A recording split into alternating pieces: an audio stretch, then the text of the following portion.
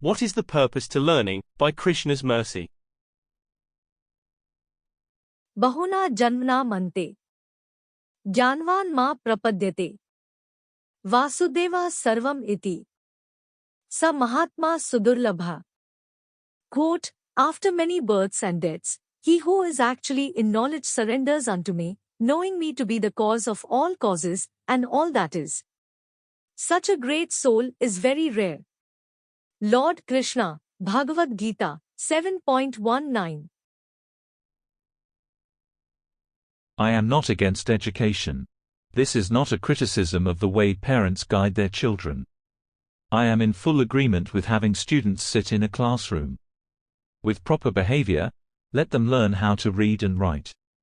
Throw in a little mathematics, and that is sufficient for eventually maturing into a contributing member of society. But I do have a few questions. This idea of loss, erasure, everything going away. Consider the person who is on their last days, who has lost their mental abilities. They spent so much time learning. They may have earned high marks in school and received various credits to their name from institutions of higher learning. What is that knowledge going to do for them? I review my own life and notice that I barely recall anything that I learned in college. I have a degree in a particular field, but I am not familiar with even the basic concepts of that discipline. I have since forgotten everything that I once learned. What is the purpose to learning, then? We know from the science of self-realization that everything gets erased at the time of death. The soul has endurance. I get that. But what is the reason for having to learn? What will that knowledge get us? As Sri Krishna explains to Arjuna, both of them have passed through many births. This is in the visible sense, as even the Janma of Krishna is transcendental. It is not like assuming a material covering and then operating under the laws of nature. Janm karm cha me divyam. Evam yo vetti tattvata. Tyaktva deham punar janma. Nati mam eti so Arjun. Quote, one who knows the transcendental nature of my appearance and activities does not, upon leaving the body, take his birth again in this material world, but attains my eternal abode, O Arjuna. Lord Krishna, Bhagavad-gita, 4.9. Krishna can remember those past births. Arjuna cannot. It is as simple as that. Nothing can be done to change the reality. A higher authority can perhaps fill in the gaps. Krishna can supply the missing knowledge, the memories that were erased, but that is still relying on someone else.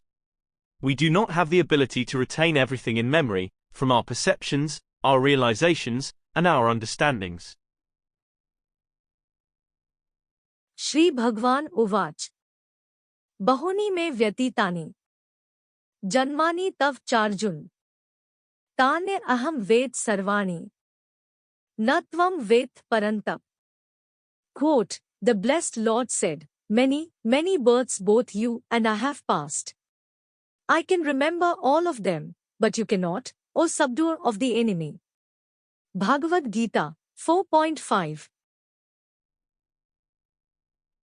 At the same time, within Vedic culture the human life begins with a call to action.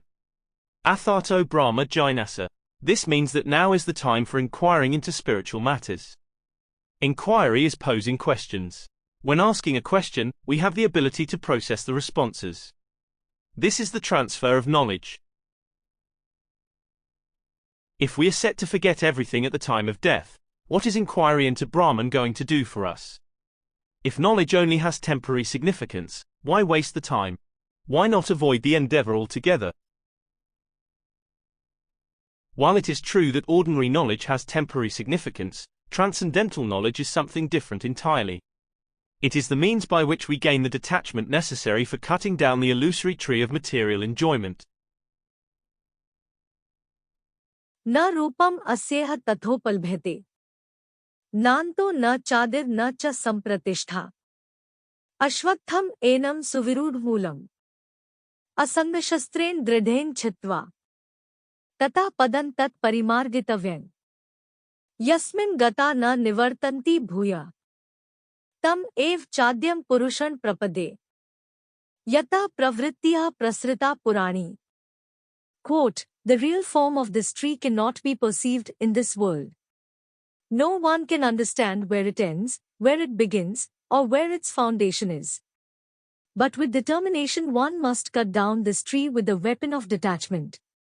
So doing, one must seek that place from which, having once gone, one never returns, and their surrender to that Supreme Personality of Godhead from whom everything has begun and in whom everything is abiding since time immemorial. Lord Krishna, Bhagavad-gita, 15.3-4.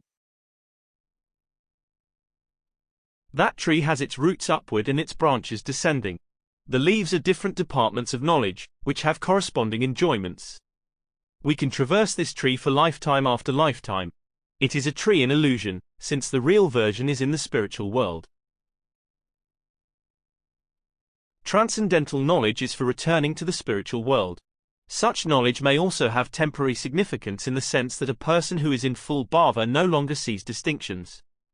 They do not have to be told the difference between matter and spirit, they are living it.